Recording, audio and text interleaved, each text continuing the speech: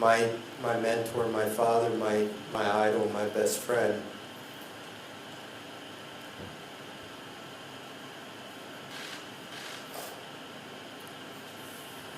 I'll try and get through this, I'm sorry. All I ever really wanted to do was be a college baseball coach. And I told him that when I was 14 years old. And you know, who gets to fulfill their childhood dream? And I got to do that.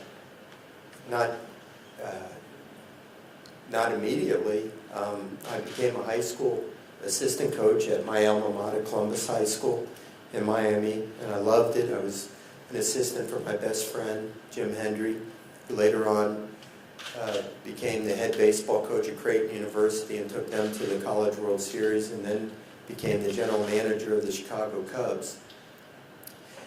When Jim left to become an assistant coach at Creighton University, I naturally thought that I would be promoted to become the head baseball coach at Columbus High School, but unfortunately the brothers at Columbus High School had different plans. They decided to promote another brother in their religious order to be the head coach, and although I understood that, it kind of put a detour on my plans for my career. Fortunately for me, there was a small college in Miami. At that time it was called Biscayne College, later St. Thomas University, where I had received my master's degree. I was getting my master's degree at night along with Jim in a sports administration program. And their athletic director was the basketball coach, a man by the name of Ken Stibler. And so the job at Biscayne College was open, and I called Ken Stibler and asked him if he had filled the position. He said he had not, but had somebody in mind, but he had not offered him the job yet. And I was able to convince him to interview me before he offered that other person the job. And then I was able to convince him that a 25-year-old that had never been a head coach, even in high school, that I was the right man for the job. Of course, the job only offered 2 scholarships. It had a terrible field. They had never been a coach there for more than 2 years. They had never had a winning season. But he gave me an opportunity for the grand salary of $3,200. Now, I was the happiest guy in the world because I had fulfilled my dream of becoming a head baseball coach in college. I don't know that Karen was the happiest person in the world for $3,200, but she was so supportive of me because she knew it was my dream to become a college coach. And it was hard, but we did it, and I got to start my career, and you know, I threw myself into it, and that's how it all started.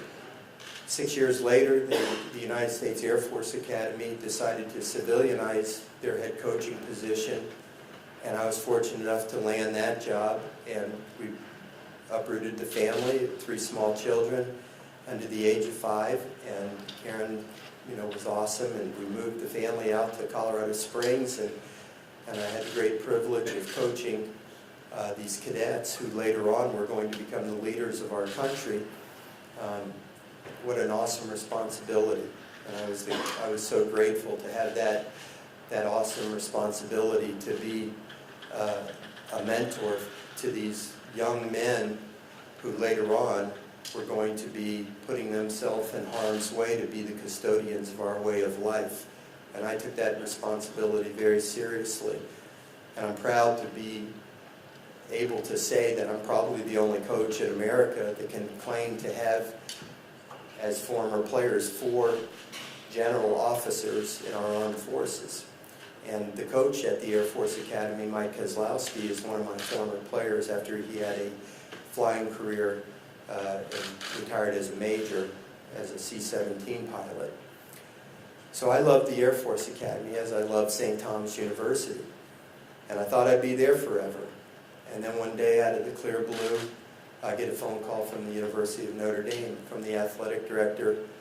First of all, let me mention the athletic director's name at the Air Force Academy, Colonel John Clune, who unfortunately passed away 1 year after he retired, but was an unbelievable man and a great mentor for me. Then the athletic director at the University of Notre Dame, Dick Rosenthal, called me out of the clear blue one day and wanted me to come out and talk to him about the job at Notre Dame. There was only one problem. My wife, Karen, was pregnant, literally ready to have a baby any day, my youngest son, Tommy, and so I couldn't go visit with them until she was ready to have the baby. So we had to wait patiently for Tommy to enter our world, and once he did, the next day I flew out to South Bend, and Dick Rosenthal offered me the job, and we decided to go ahead and take it. And it was an awesome experience. As hard as it was to leave the Air Force Academy, going to Notre Dame for 12 years was an amazing opportunity and a real privilege to be the coach there. I thought I'd be there forever, and in fact, you know, I turned down several jobs, including a few in the SEC. In fact, Skip tried to. Skip, is it all right if I let go a little secret? Skip tried to get me to go to the University of Georgia to become the baseball coach at one point during my time at Notre Dame. Vince Dooley had asked him to find a baseball coach for him, and I was very honored, but decided I was going to stay at Notre Dame. And I was never going to leave Notre Dame. And then one day I got a phone call from Skip Bertman. And again, my life was changed forever, because that was the only school that I would have even considered leaving Notre Dame for. And you know, when Karen and I came for a visit to Baton Rouge, Verge Osbury picked us up at the airport, and we visited with Skip and Wally McMakin, my former teammate from when I was at LSU, was very involved in the process, and we visited all day about the job. And you know, Skip was just the most amazing person, because you know, we'd known each other since I think I was 11 years old. I don't know how old Skip was at the time, but our families were very close in South Florida while Skip was the coach at Miami Beach High School. He was a legend even back then. My father was the coach at Miami-Dade North Community College, and I've told the story many times. Everybody thinks that Skip was a great coach, but I can dispel that rumor, because he used to work with me in my backyard with my hitting, and if you ever saw me hit, it would dispel the myth that Skip was a great coach, because I couldn't hit a lick. But our families were close, and Skip followed my career as I followed his down here, and so when I came down, you know, we could have very honest, open conversations with each other about whether or not this was the right thing for him and whether it was the right thing for me. And after spending a day together, we both decided that it was the right thing. And I was so flattered that the greatest baseball coach in the history of our game had so much confidence in me that I was the right guy for the job here. It was impossible for me to turn him down.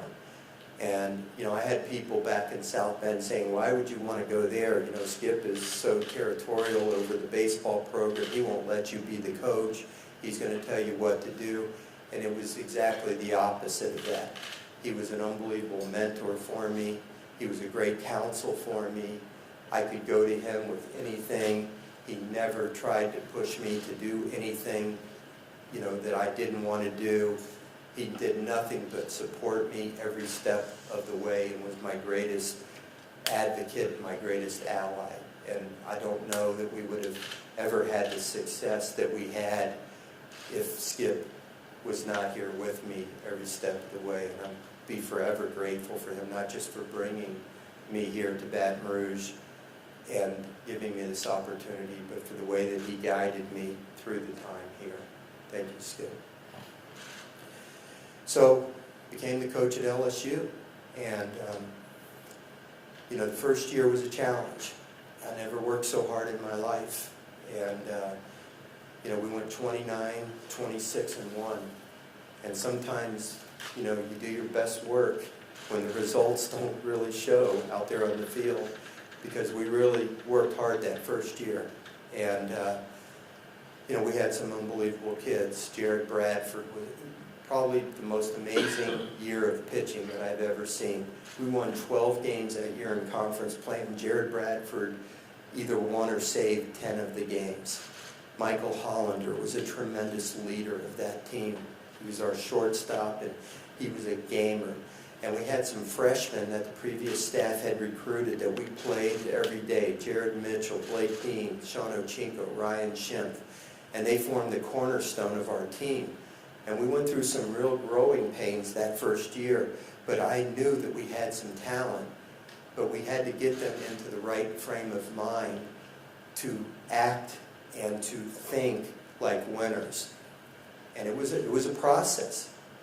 And some kids stayed and some kids didn't, but the ones that stayed, they bought in to the system, so to speak, and they bought into what I wanted to see out of the LSU baseball players. And then our staff, Cliff Godwin and Terry Rooney, they went out and they recruited a great class. DJ LeMayu, Micah Gibbs, Anthony Renato, and on down the list. It was the #1 recruiting class in the country. And we started the 2008 season, and I knew we had a better team. And in fact, I told our team that fall, before we ever played a game in the spring, I said 2008, Anthony's in the room somewhere, Anthony will remember this. I told the team in August, 2008 season will be the last time that anybody will ever take LSU lightly again, which was a pretty bold comment coming off of a 29-26 season. And we started out rather slowly. In fact, it was not very well. We were 40 games into the season. If I remember correctly, we were 23-16-1. We were 6-11-1 in conference play with 4 weeks to go. But I knew we had a good team. It was just we were this close. One more pitch, one more play, one more at bat. I used to tell the kids, we're this close. And then I'll never forget, on a Tuesday night at Tulane, we had second and third and one out. Matt Clark was up, who had led the country, ended up leading the country in home runs that year. Came up, here's our chance, 8th inning, 1 out, and Matt Clark strikes out. And you could just feel the dugout just kind of deflate. And then this freshman, DJ LeMayu, steps up, and like he's doing for the New York Yankees now, smokes a line drive over the second baseman's head for a 2-run single. And all of a sudden, instead of being down 4-3, we're up 5-4. And the dugout's alive. And we go out there in the bottom of the 8th inning, and we shut Tulane down, and we go to the top of the 9th, and Micah Gibbs hits a 2-run double, and we're up, all of a sudden we're up by 3. And Paul Bertman closes them out in the bottom of the 9th inning, and we have this great victory. And I huddled the team up in right field after the game, and I said, see, this is what it took. We just needed that one big hit. We just needed that one big pitch. This is what we're capable of doing. And now we're going to go on a roll. Well, little did I know that that was going to be game 1 of a 23-game winning streak. We didn't lose again the rest of the season. We won all 4 weekend series. We swept through 4 weekend series. We won all the midweek games. We went to the SEC tournament. We swept through the SEC tournament. We swept through the regional. And then we had the super regional for the last games in the historic old Alec Box Stadium against Cal Irvine. And the 23-game win streak gets snapped on opening night. And our backs are against the wall. We either have to win or the season's over and the old box is going to be closed down. And here we are in the 8th inning, losing by 3, I believe. Was it 3, Anthony? I think we were losing by 3. And we start to rally. Leon Landry walks, and base hit, and base hit. Next thing you know, we're up by 2, and we go to the 9th inning, and Lewis Coleman closes them out, and we win 9-7. And the next night, the place is jammed. I think the fire marshal took the night off because there were people sitting in the stairwells and everywhere else. You couldn't hear yourself think in old Alec Box Stadium. And we hit back-to-back-to-back home runs in the first inning. We hit 7 home runs that night, and we win 21-7. and go to Omaha and close up the old box in the most appropriate way. Now, we didn't win the national championship, but we had a tremendous victory out there when Blake Dean hit a bases-loaded double against Rice to walk them off. But it set the tone for the next season when we started out preseason #1, and we ended up winning the national championship in the first year of the new box. What an amazing 2-year period that was. We never won another national championship, and that was disappointing to me. And I feel like we let down, a lot of people by not doing that. But it certainly wasn't because of lack of effort, and it wasn't because we didn't have great teams. Alex Bregman came in here, and I love that kid like a son, and it kills me that we didn't win a championship when he was here. We won 156 games during his 3-year stretch, an average of 52 a year. We went in 2013 to Omaha with a 57-9 record, and we lose 2-1 to UCLA. We lose 5-3 to UCLA. We had the bases loaded in the 8th inning and couldn't get the hit. I mean, man, Skip made it look easy, but I'm telling you, it's hard to win national championships. I found that out the hard way, unfortunately. But we were a national seed many years. We had great teams. We just couldn't quite win that last game. 2017, man, we beat Oregon State 2 games in a row when they were 56-4. It felt like we won the national championship, but we just couldn't beat Florida in those last couple of games. And I heard for Kramer and for Cole and for Jared Poche and Alex Lang and Greg Dykeman and the rest of them, because they deserved a national championship, but we just came up a little bit shy. We did the best we could, and I'm so proud of all the kids that we had through those years, because, they took heat for not winning the championship, but they gave it their all. And, I think that they should be very proud of what they accomplished while they were here. The craziest thing happened to me after the 2018 summer. I got to coach the USA national team. It was like the thrill of my life, next to winning the national championship, I should say, professional life. I got to manage the USA national team, and it was unbelievable. I had some of my best friends on the coaching staff. We spent 3 weeks together. We beat the Chinese Taipei team. We beat the Japanese team. We went to Cuba, and we beat them in a series. And it was thrilling to put that USA uniform on. And it was fulfilling a bucket list thing on my list. Later that summer, after we got back, I fulfilled a promise to my wife to go to Toledo, Ohio, to visit the gravesite of her parents.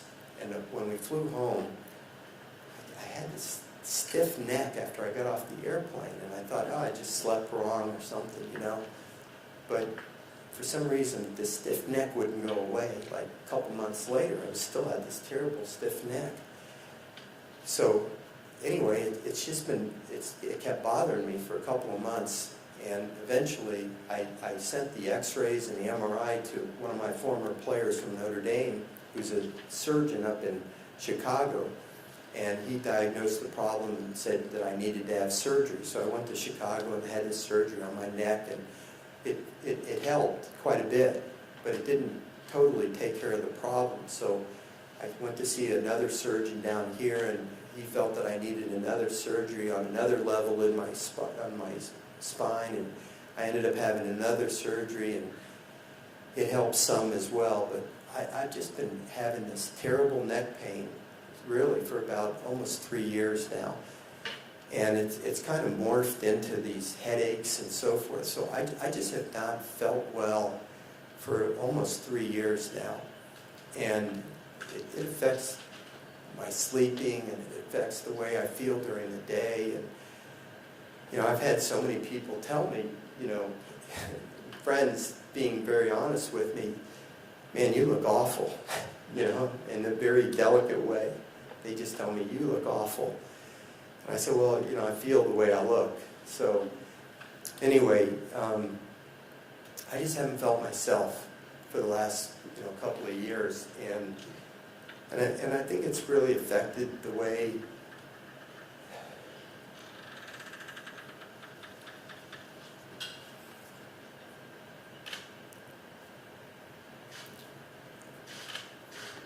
sorry.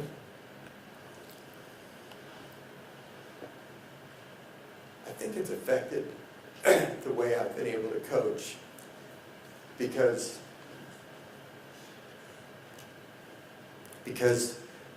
as a coach, I think that one of my greatest strengths has been to be very engaged with the players, pitching, batting practice, and hitting fungos, and just talking to the players and doing just getting active with them. And I just haven't been able to do that as much in the last couple of years.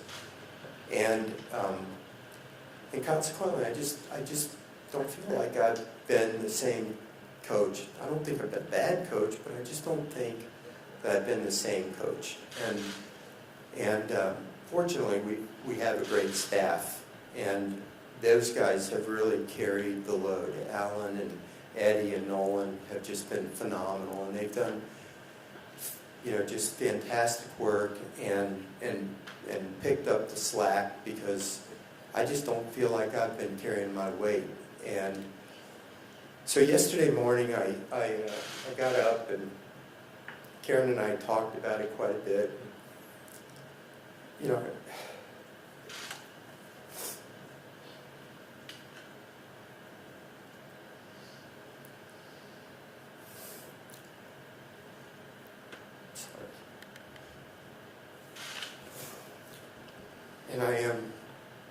I've been thinking about it really for several months, and I reached out to Scott and asked him if he was in town and if I could come and visit with him, and I just told him, that I just hadn't been feeling well, and I just thought, that maybe the program.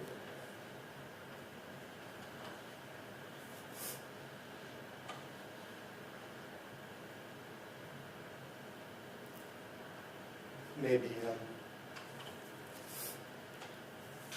the program would be better served if somebody else was leading it.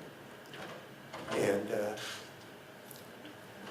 let me tell you, it hurt to say that, because I love coaching, and I love doing what I'm doing, what I've done for 39 years. It's all I ever wanted to do, really.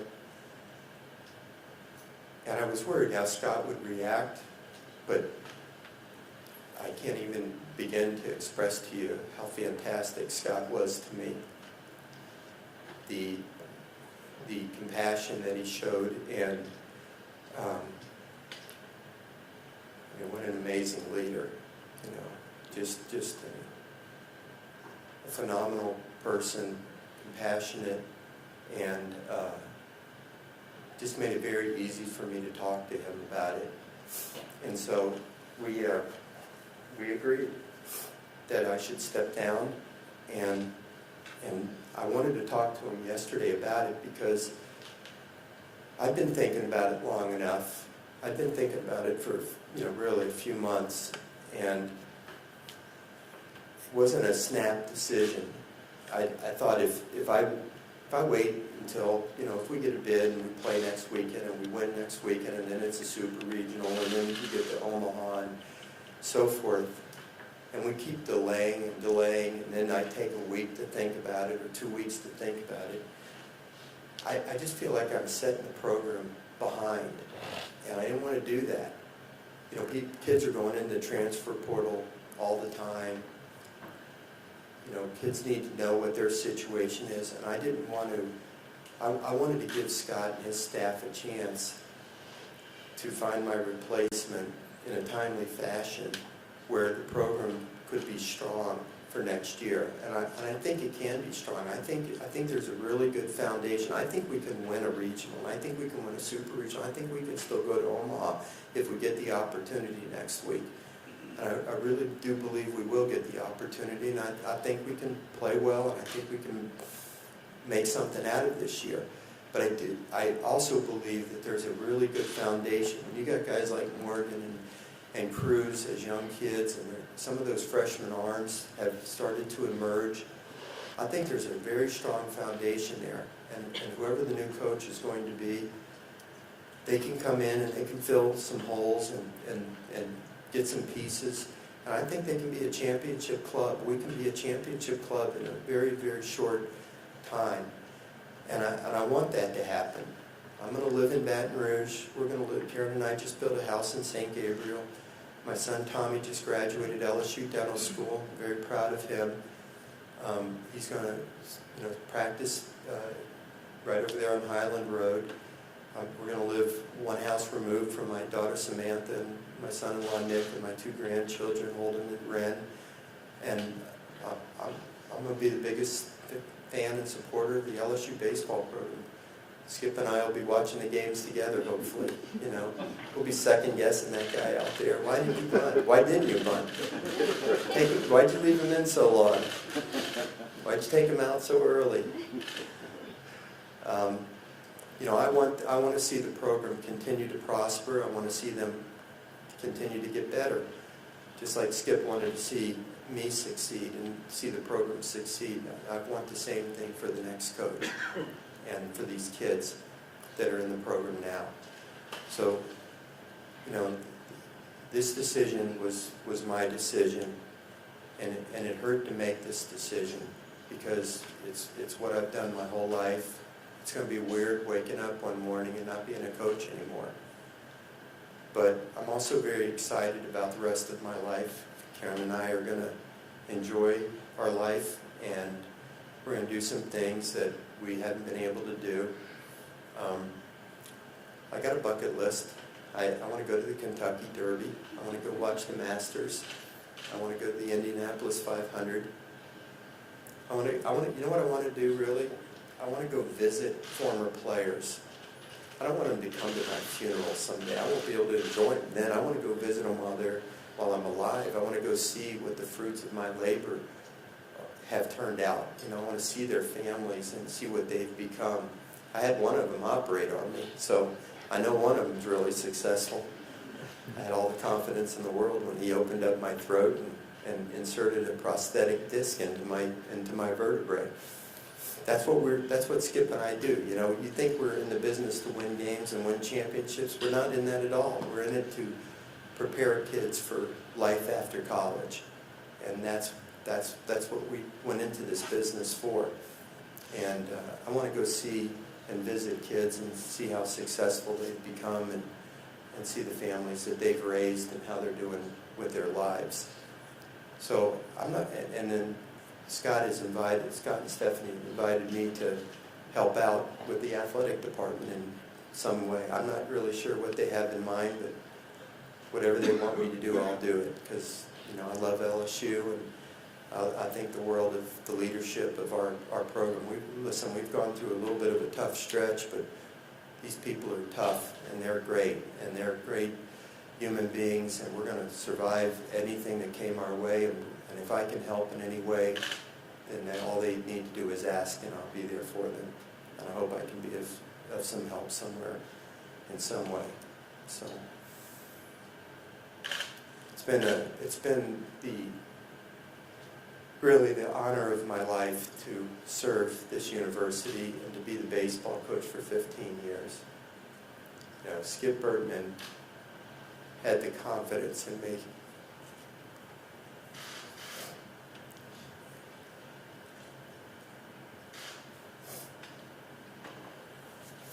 I told Skip when I came here that my only goal was to make him proud, and I hope I've done that.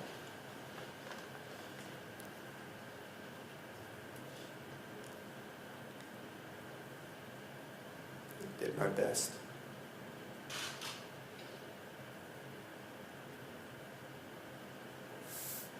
Does anybody have any questions? Yes, we just indicate if you have a question, Kirby will come to meet you.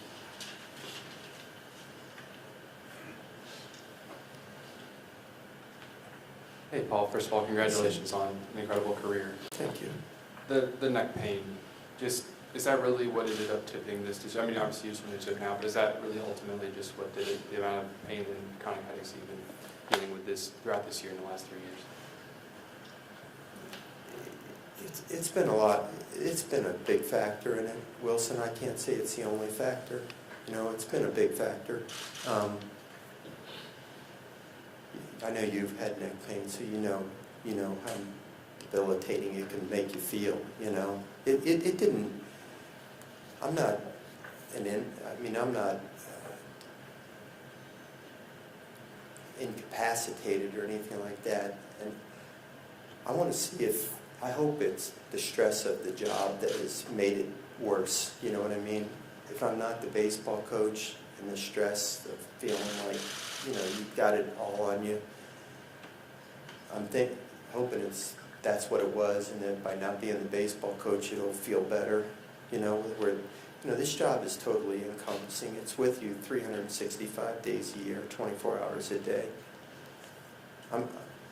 I'm looking forward to smiling a lot more and laughing a lot more and being around my family and engaged with my family, you know. On Mother's Day, I don't want to be like the person over there in the corner worrying about who's tomorrow's starting pitcher instead of being engaged with my family. And I'm hoping it'll feel a lot better when I'm not stressed out all the time. So I don't know. I thought I'd be feeling better by now, but I don't know I couldn't give you a percentage of how much it's been a factor. There's other issues too, you know, but it's hard to quantify them all. Yeah, Paul, I guess in this decision was one of the biggest struggles coming to grips, realize you can't coach the way you want, but you love this game so much you didn't want to leave it. Was that kind of going back and forth in your head, like, because you've always wanted to kind of fight through stuff no matter what? Ron, it's, you know, just imagine giving up writing. You know, if you had to give up writing, even though you know it was the right thing to do, it's something you've done your whole life. And I love baseball, and I love coaching. I love impacting kids' lives. And then all of a sudden, you're not going to do that voluntarily. You know, even though you know it's the right thing. Just standing out there on the field today during practice, I know it's the right thing. I know I made the right decision. In my heart, I know it. But it's still hard. You know, Karen is, you know, and I have talked about this, and quite frankly, you know, there's been times when we, you know, she said, I think you might regret this decision. And my response to her was, yeah, I will regret it some days. If you did something that you loved for 39 years, how can you not regret it some days? What would that, if you didn't regret it, what would that say about the last 39 years of your life? You were miserable? I've loved what I've done. And there's going to be days where I'm going to wish that I hadn't made this decision because I'm going to miss it terribly. But there's going to be times when I'm going to say, I know I did the right thing. Listen, when I had to make the decision to leave Notre Dame to come to LSU, it didn't mean that I knew 100% of the time that I did the right thing, because I missed Notre Dame when I came here. I know people don't want to hear me say that, but it's true, because I loved the time that I was at Notre Dame. And there were days when I said, man, I hate that I left there. Didn't mean I loved LSU any less. I just hated leaving there. And it's not going to mean that I'm not going to be glad I'm retired and doing something else and being with my family, or, you know, doing something else, but I'm going to miss coaching. I'm going to miss baseball. I'm going to miss being with the kids and the thrill of victory. You know, it's pretty hard to describe what it's like to be standing on that top step and looking around Alec Box Stadium and seeing 10, 11, 12,000 people on their feet and being so loud you can't even hardly hear yourself think, you know, and seeing the support up there and seeing people like Billy Guitro and knowing that how much it means to other people, you know, and knowing that you're playing a role in making people happy. And I mean, when I walk down the street and people wave to me and say, hey, coach, go get him, you know, I mean, that not an ego thing, but it makes me proud, makes me feel good that you're playing a role in something that matters to people. I'm gonna miss that. I'm gonna miss that. I'm not gonna miss some things. I'm not gonna miss getting walked off at Tennessee, I can tell you that. That's miserable.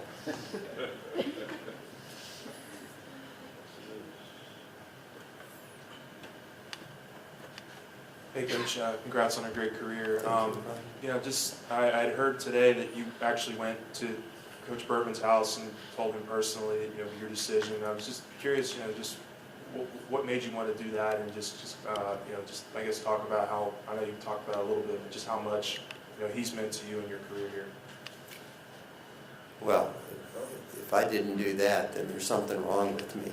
The only reason I'm here is because of Skip.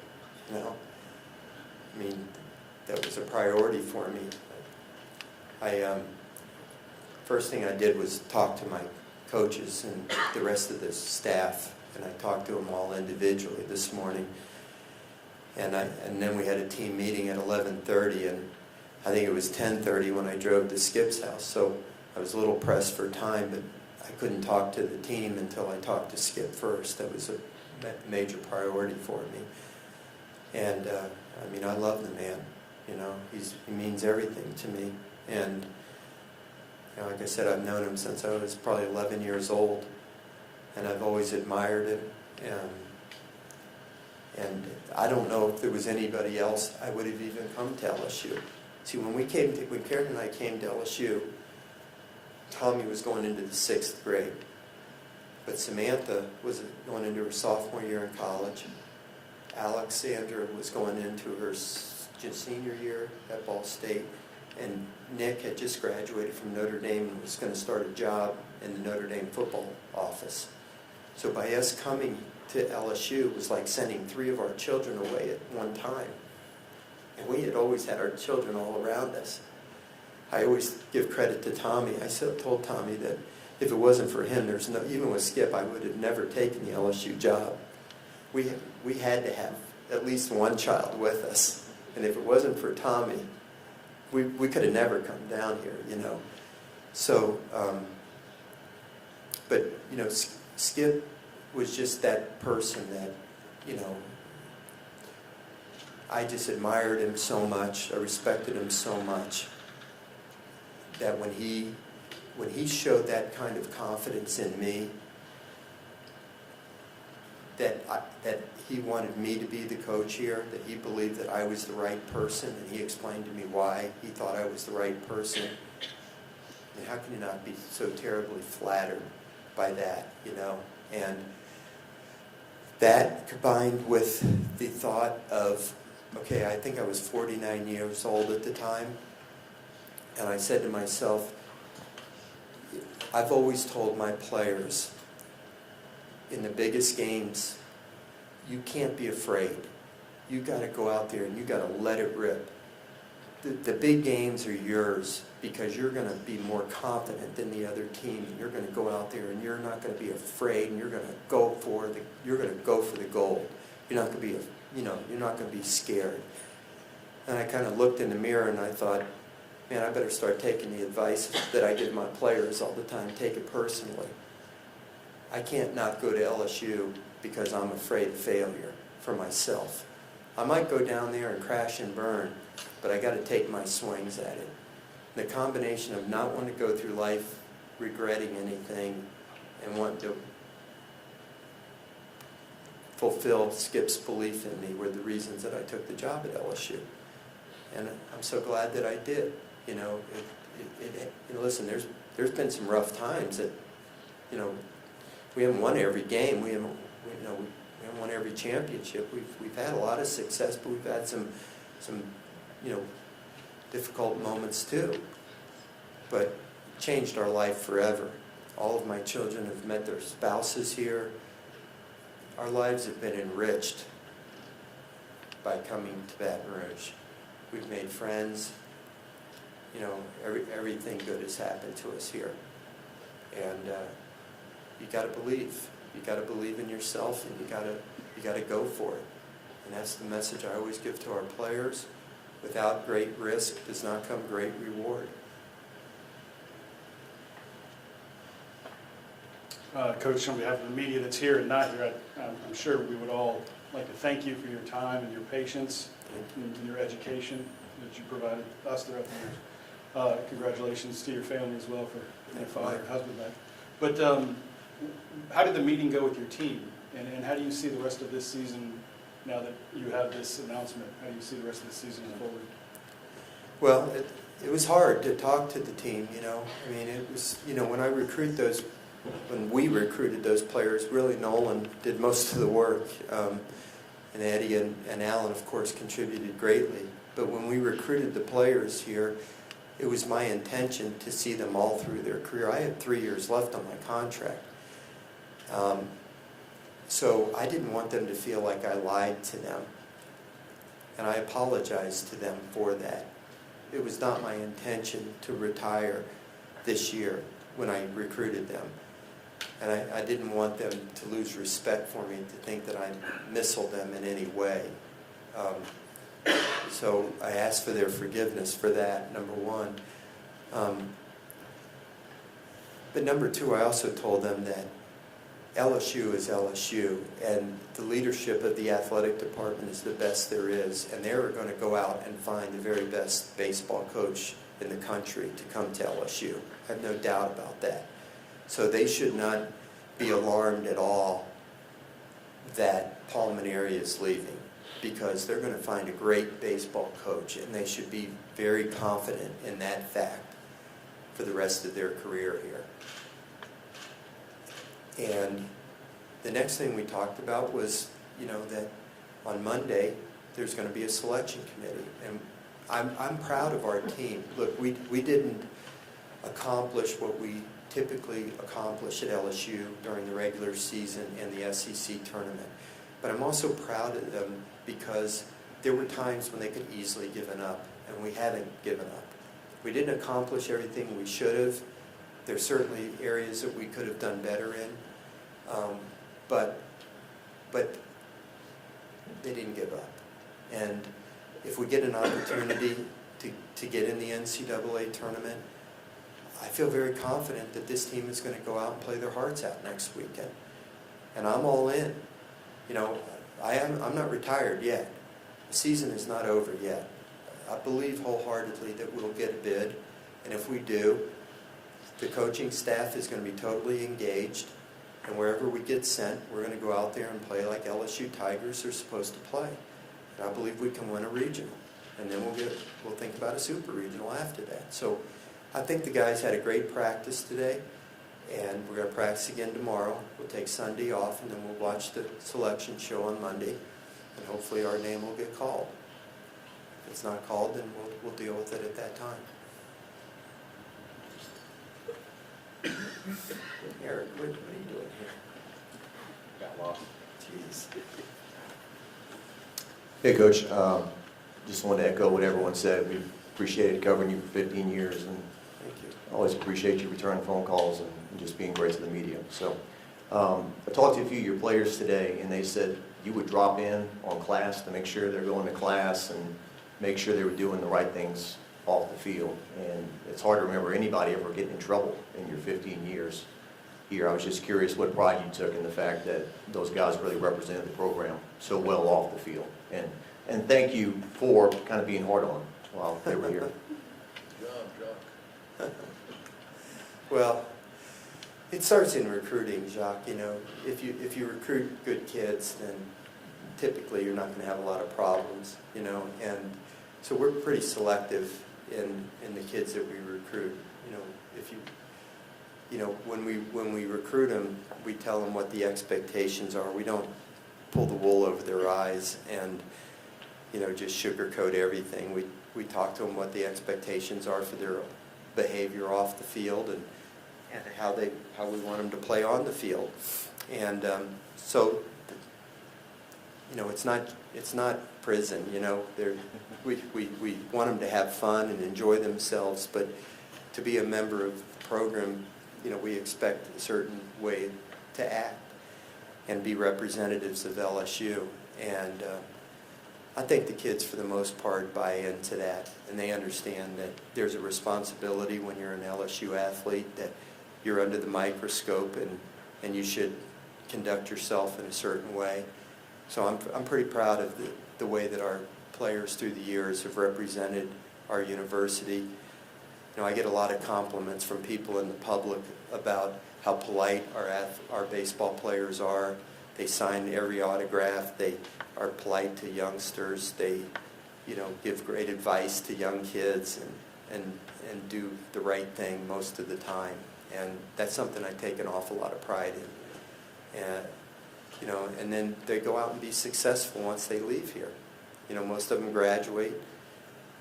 I forget the statistics, Bill knows them, about how the kids that have finished their careers here at LSU. Do you remember what that number is, Bill? You remember that? You can look it up. I want to say there's been like 133, something like that. 32 out of 133. Yeah, 133 kids that have finished their careers at LSU. That doesn't include some transfers or whatever, but the 133 kids that have finished their playing careers at LSU, 132 of the 133 have either signed professionally or graduated or both. I'm pretty proud of that. You know, when you come to LSU, you're supposed to prepare yourself for life after LSU. That's the first question I ask kids at our first team meeting. Why did you come to LSU? What are you supposed to gain by coming to LSU? And usually one kid will answer, to win a national championship. Good answer, but that's not exactly the right answer. Somebody will invariably raise their hand and say, to graduate. Good answer, but that's not exactly the right answer. What you're doing is to prepare yourself for life after LSU. That's why you go to college. So if you prepared yourself as an athlete that you were good enough to sign professionally, you've prepared yourself. Or if you've graduated, now you've prepared yourself for the working world. But I think the thing maybe I'm most proud of, I want to say we've had 25 players that signed professionally, including Anthony Renato, who was a first-round draft choice, that signed professionally before they graduated because they signed after their junior year. Okay? They came back to school and then finished their degree while they were in professional baseball. How many first-round draft choices come back to college and finish their degrees? We had, I think, 4 or 5 first-round draft choices that have done that. Mikey Matuk, Anthony. Anthony, do you remember the others? I want to say there's 4 or 5 first-rounders that have done that. I'd have to go back and check the list. 25 players signed professionally and then came back and finished their degrees. I mean, those are things I'm really proud of. But that's not because of me alone, believe me. It's because we have this Cox Communications Academic Center. Taylor Dennehy is our academic advisor. Walt Holliday runs the operation over there. They are the ones that have the program set up. Scott Woodward is the one that gives them the resources to operate that. And they have this great program over there that gives these kids the opportunity to graduate and prepare themselves for life after LSU. They're crazy if they don't take advantage of it. So, I'm proud of it. Hey, Paul. Here. Good to see you, buddy. to see you. Congratulations. And kind of echoing what these guys said, you've always been great personally with me and the D1 staff, the D1 baseball staff as well, so we say thanks. But one of the things I've noticed over the years is when I've seen you in Omaha, like after you guys have been eliminated, when you've not won the title, when you've been eliminated, you've always kind of had this kind of really cared some, like you took the losses hard as you put your arms around your players, and you said it was always so much rougher because of the players, how you felt for the players. Why was that such a strong bond when seasons would end just short of national championships, and your relation to the players with you? Well, Eric, I mean, it just goes back to why I went into coaching in the first place. You know, I was the son of Paul Mainieri.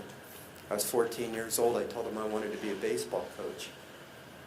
And when he asked me why, I said it was because I watch you and the relationship that you have with your players, and I see the way that you impact their lives. That's what I want to do. I want to impact young people's lives. So whether I coached at St. Thomas, whether I coached at Air Force, whether I coached at Notre Dame or LSU, listen, the pressure to win ratcheted it up with each passing job. But my vision of coaching never changed. It was always about the kids for me. I was a teacher and an educator first and foremost. A lot more people cared about the program at LSU than they did at St. Thomas University. I'm talking about externally. But that didn't change the fact that I was a teacher and an educator of young people. And I'm teaching life lessons with those kids. And sometimes their life lessons are taught by disappointment and failure. You know, when you have disappointment and failure, you have two choices. You can lay there and feel defeated and feel sorry for yourself and go through life feeling like a loser, or you can pick yourself up by the bootstraps and come back and show what kind of a person you are and make something out of yourself. Who's supposed to teach them those lessons? That's what the coach is supposed to do. And that's the role that I thought I had.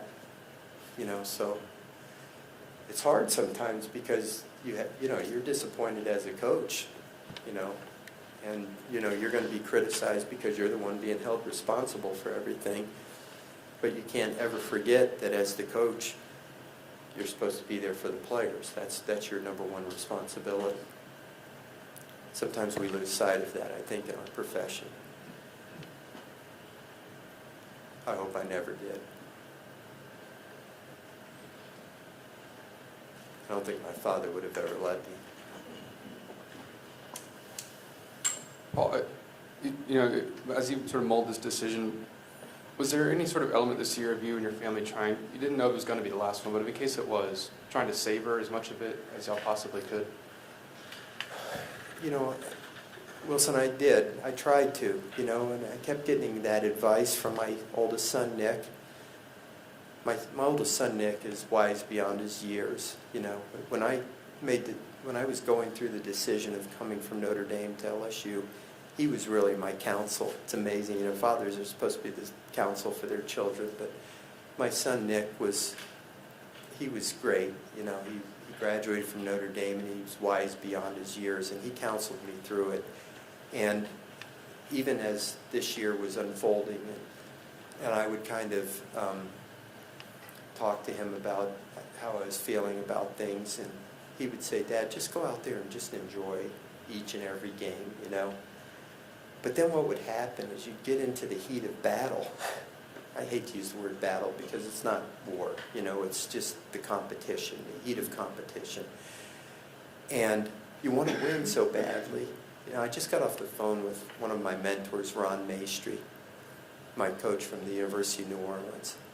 And I didn't curse him out, but I said, "Mace, you're the one that I need to blame for who I am." I said, "I played for you for 2 years, and you made every damn game seem like it was the most important game ever. Like we had to win every damn game, every inning. More so than even my own father. You were so intense. And I took that gene from you. And it aged me, you know? Every single damn game was like the end of the world." Skip coached against Mace. You know how he was, right, Mace? Every pitch, every game. And that's how I was. I may not have shown it externally, but that's how I was. I don't know, how many games have I coached, Bill? Like 2,200 or something, right? It starts to wear on you.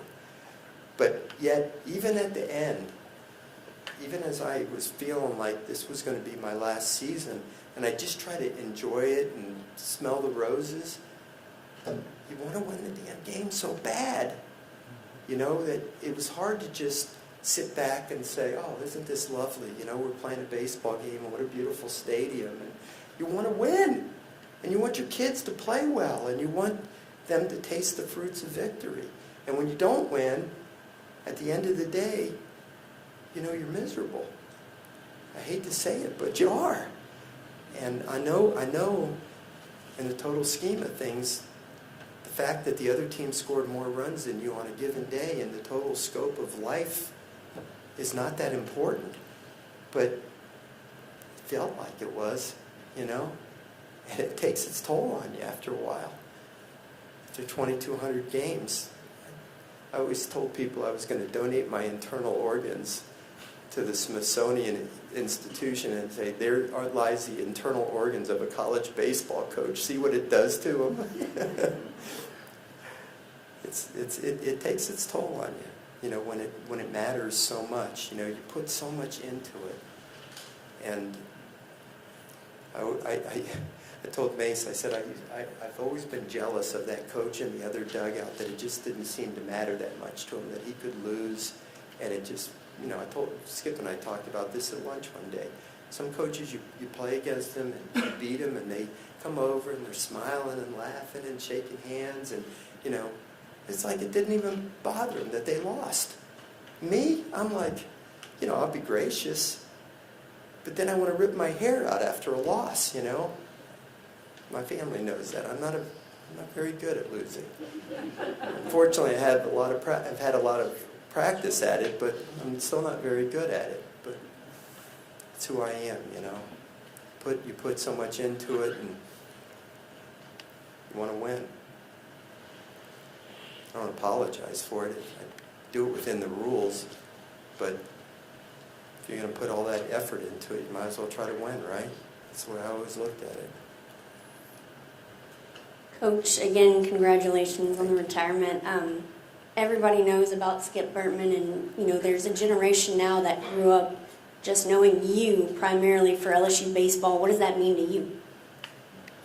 Wow, I hadn't really thought of that at all, to be honest with you. Skip is the father of modern LSU baseball. He's the greatest of all time. And, you know, honestly, I just felt like I was the custodian of this baseball program, you know, honestly. I honestly felt that way. I never came here with the idea that I was going to ever be greater than Skip Bertman. You know, I did want to be the second best coach in the history of LSU, I'll be honest with you about that. Never thought I'd ever pass him, and I certainly didn't, okay? But I hope I kept the program respectable, you know, and I mean, we've had, you know, certainly I hope my legacy is not tied to the results of what happened this year. You know, this was not a standard that we are used to here at LSU, at least up to this point. It's not over yet, hopefully, okay? But, you know, I'm proud of a lot of the accomplishments that we've had, you know. We've had some good things happen during my time here. We've had some special moments. One day I'll reflect back on them and be pretty proud of a lot of the things that we did. But one thing I know, and this is, I'll tell you this, that when I've told this story a lot of times, that when I was a graduate student at St. Thomas University while I was a high school coach, I had a professor by the name of Joe Hoy, who was one of my mentors. And during one class, he gave all the students a poem. And I don't remember the entire poem, but the name of the poem was The Indispensable Man. And there was one stanza that I remember. Is that what you call a paragraph in a poem, a stanza? Okay. But I'll paraphrase it to some degree, okay?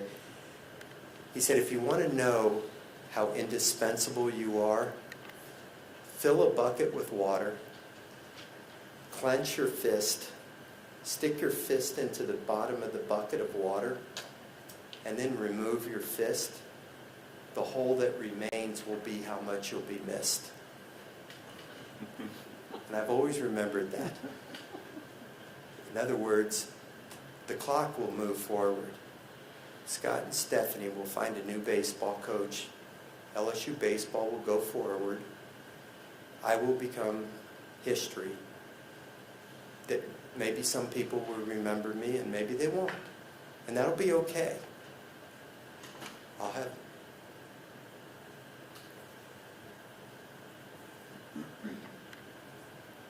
it'll be okay, really. I'll have my family. I did the best I could. It gave me a great life. I got to fulfill my dream. I was honored to be the coach here. And, I didn't accomplish what Skip accomplished, but we did okay. And if people want to remember me, they'll remember me. And if they don't, so be it. But, I'm not indispensable. I want the program to be great. I want the new coach to come in here and do better than I did. And I hope he does.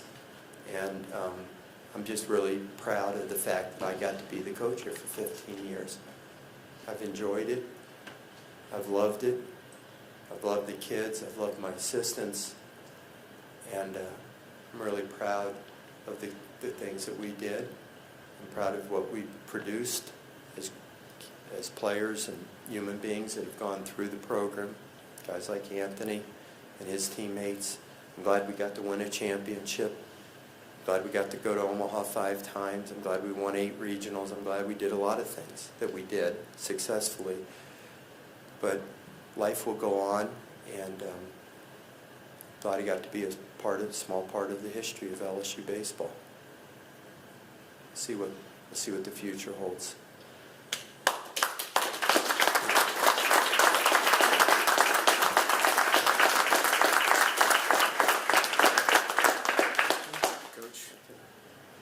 As I said earlier, first of all, thanks to Coach Mainieri, and Coach Bertman would like to speak and say a few words about Coach Mainieri as well. And he said he'd be welcome to any questions you might have before we wrap up. So I'll turn it over to Coach Skip Bertman.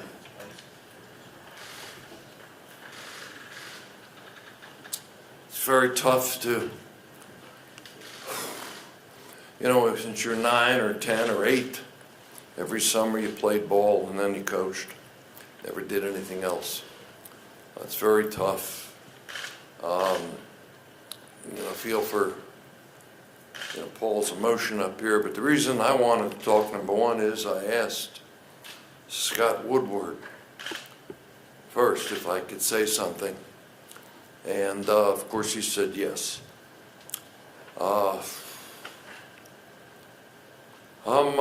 I hired Paul, and I am very proud of that. I'm very proud of Paul Mainieri and what he's done here. It isn't just measured in this national championship, but that's kind of silly. It's measured in the young men. And how they do? Well, his graduation rate is about as close to 100% as you could possibly be. He's never had a problem. The NC2A, he's never had a problem with media or any of you people. His family, God bless you, Karen, and the children and grandchildren. So he managed to have this kind of pressure and still be able to take care of his family. Not all coaches can do that. Not all coaches have the tension, visibility that you have in baseball here at LSU. He wanted to win every game, and there's a lot of tension in that, but I respect that very much. Not all coaches do that. I respect him as a person. He has been a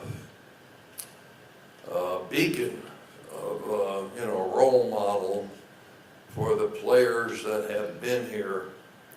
And as media man pointed out, those players will tell you that if you ask them.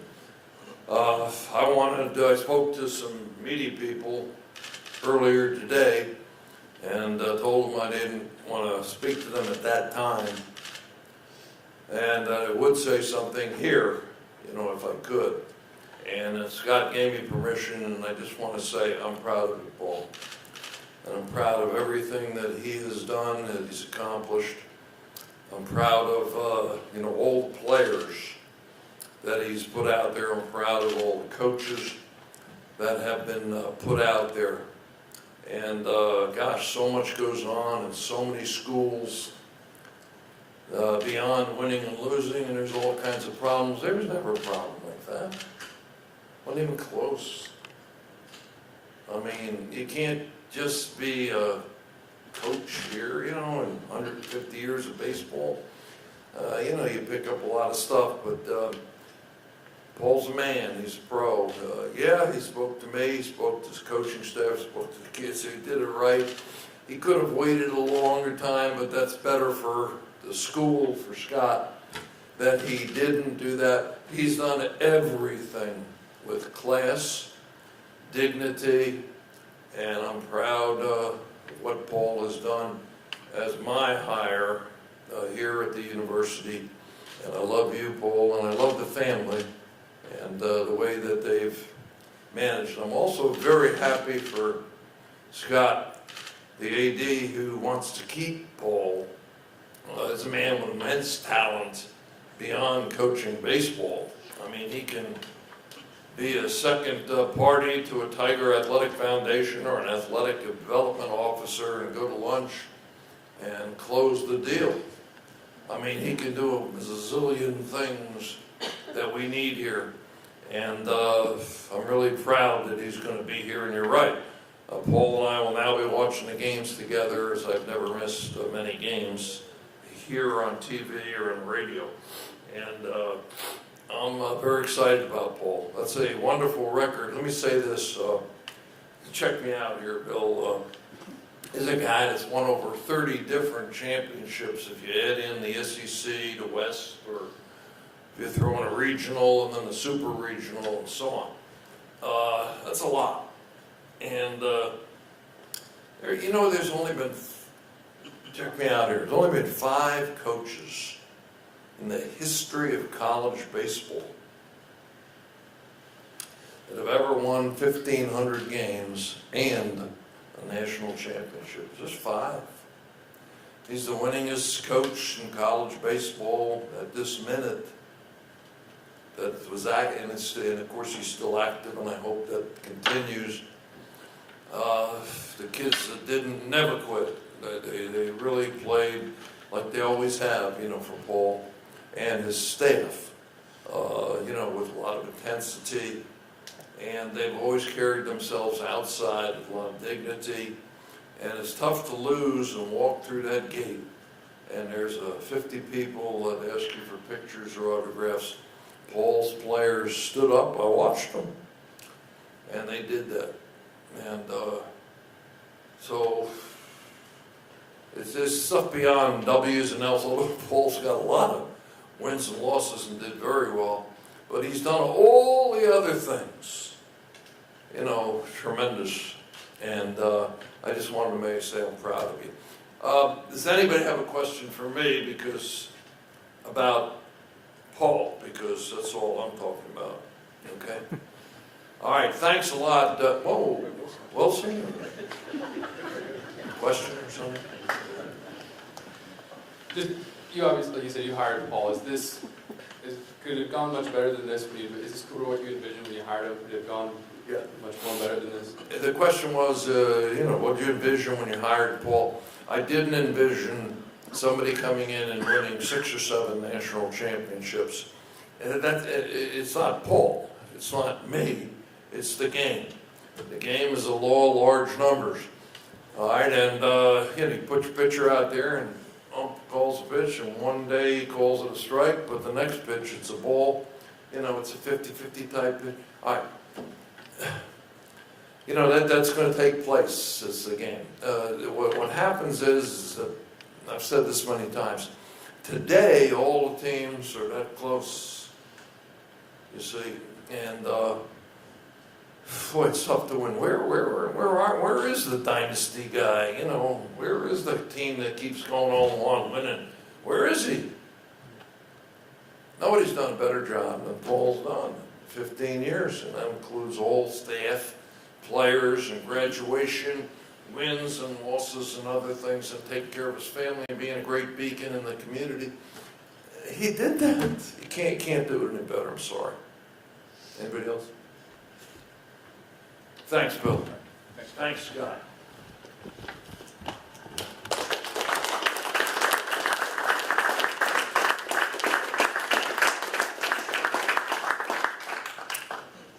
All right, everyone, thank you again for being with us this evening. If you have any questions, please feel free to reach out to me, and we'll keep you updated on our next step. As Coach said, the Monday will be the selection show. The selection show is at 11 a.m. Monday on ESPN2. So we'll have more information by that time. Thank you again. Thanks, Bill.